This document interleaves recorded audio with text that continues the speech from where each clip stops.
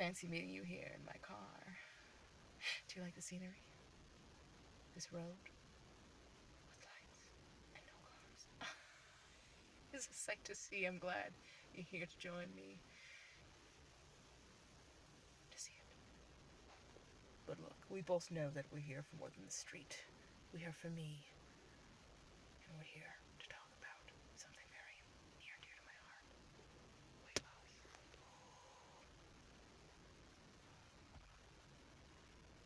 Oh, there is a car that's parked with the headlights on. Why are you there, car? Why are you just parked there? Anyway, I'm getting distracted as I often do. Today I want to talk to you about the addition and the subtraction method. I lost about 280, or no, I was 280, I got down to 180, and it was challenging. And the main way I did it was through the subtraction and the addition method. I didn't know I was using it at the time, but I now know that that is what I was doing back then.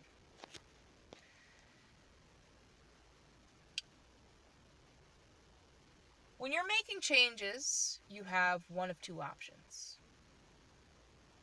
You can either choose to engage in a new activity, or you can choose to not engage in a certain activity. The addition is the new thing that you're adding in, and the subtraction is the thing you're taking out, right? Now, there is a reason why cold turkey usually doesn't work, and it's not because it's just a drastic change. So that is definitely a stressor that affects it. You know, there's some truth to that. Drastic change is hard to stick because it's stressful. But cold turkey, the main reason it's not successful is because people are more focused about what they're taking out than what they're putting in. And if you cold turkey something, that means that you're stopping like 5 billion habits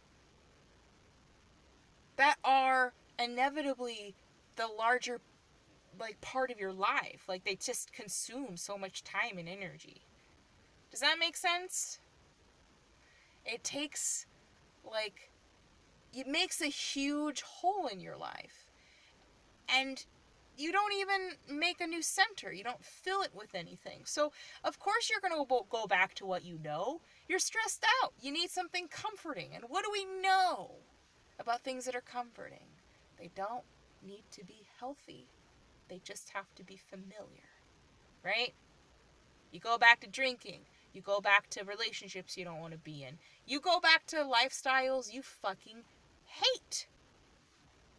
And you do it because you were more focused on what you were taking out instead of what you were putting in.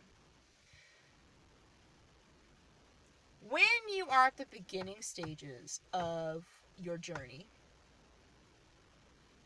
you do not want to burn yourself out. If you burn yourself out, you will actually traumatize yourself into not continuing with the journey. And the only thing that really guarantees your success is your persistence, which means you constantly moving towards the thing you want to move towards. It's not about your failure or success rate. It's simply about your willingness to stand back up. And if you start your journey by subtracting too many things, you might actually end up stressing yourself out so much that you 180 it. Or not 180, 360 it. You go right back to where you fucking were, and this time you're more firm in your habits than you were before. If you're the kind of person that gets really stressed out by removing things and you just have a really hard time doing things, I recommend the addition method, where you start off by simply adding in really cool things into your life. things that are interesting to you. So, let's say if you're like, man, I want to be healthier. I want you to come up with a list of things that you can do that are healthy. So, like going for a walk, being outside more.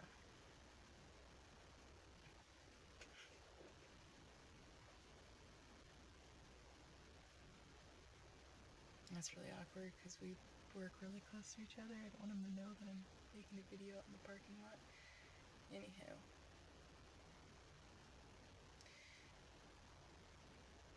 I want you to make a list that you can think of that matches with the idea of healthy.